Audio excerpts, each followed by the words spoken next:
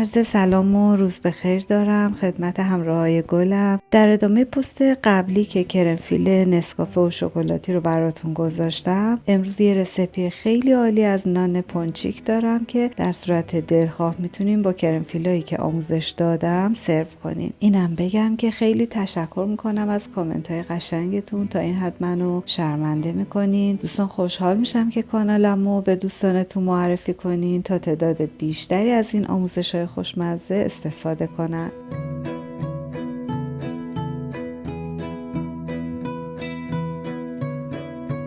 ابتدا 100 گرم شیر ولرمو داخل ظرفی میریزیم و بسته به آردمون که چقدر جاذبه آب باشه بین 80 تا 100 گرم هم آب گرم اضافه میکنیم.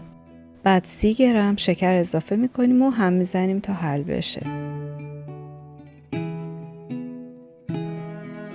بعدم 5 گرم مایه خمیر اضافه میکنیم. زمان اضافه کردن مایه خمیر دمای شیر و آب باید ولرم شده باشه، در حدی که دست نسوزه ولی گرما رو حس کنیم. بعد اگه به مایه خمیرتون اطمینان دارین که سالمه، احتیاجی نیست که دیگه صبر کنین تا عمل بیاد. آرد رو اضافه میکنیم. من اینجا 400 گرم آرد نون فانتزی، 5 گرم نمک، 1 عدد تخم مرغ کامل، 1 قاشق چایخوری وانیل مایع که من معمولا از مارک ناتکو استفاده میکنم. همه اینا رو با هم مخلوط میکنیم.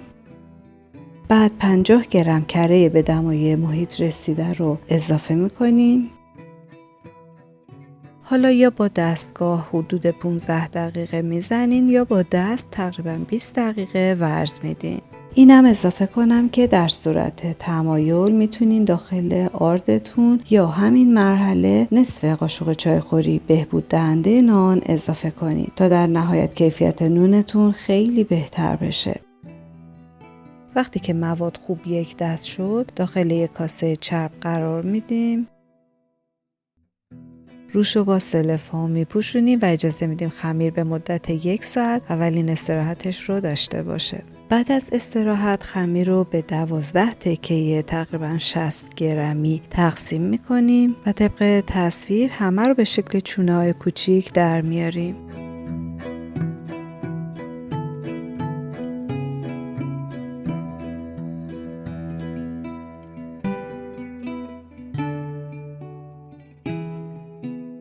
بعد روشونه یه نایلون میکشیم که زیاد هوا نخوره و با کنار دست دونه دونه به شکل گلابی مانند در میاریم.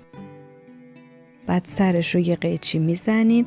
اینا همشون بعد از پخت شکل قلب میشن. میتونیم ساده و به همون صورت گرد نونا رو بپزیم. وقتی همشون رو شکل دادیم دوباره روشون رو میپوشونیم. مجدد دومین استراحت رو به مدت 1 ساعت میذاریم انجام بشه.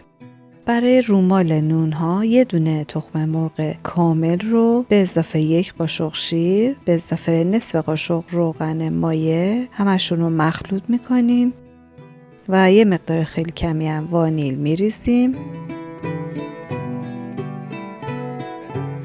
من اینجا ردیف اول نون ها رو شیر خالی زدم تا شما بعداً رنگش رو ببینید و روی 2 تا ردیف بعدی رو از همین رومال تخم مرغی زدم و فقط روی 1 ردیفش رو کنجدم پاشیدم. نونها رو داخل فر از پیش گرم شده روی دمای 200 درجه قرار میدیم. حتما 1 کاسه آبم طبقه پایین فر بذارین. با فر برقی من نونها تقریبا 10 دقیقه پخته میشن. معمولا نون پونچیک رو با پودر قند سرو میکنن، اما چون میخوام کرمفیل داخلش بزنم از پودر قند استفاده نمی کنم. همطور که ابتدا هم گفتم در صورت دلخواه میتونین نونها رو از وسط با چاقوی مخصوص برش نان برش بدیم.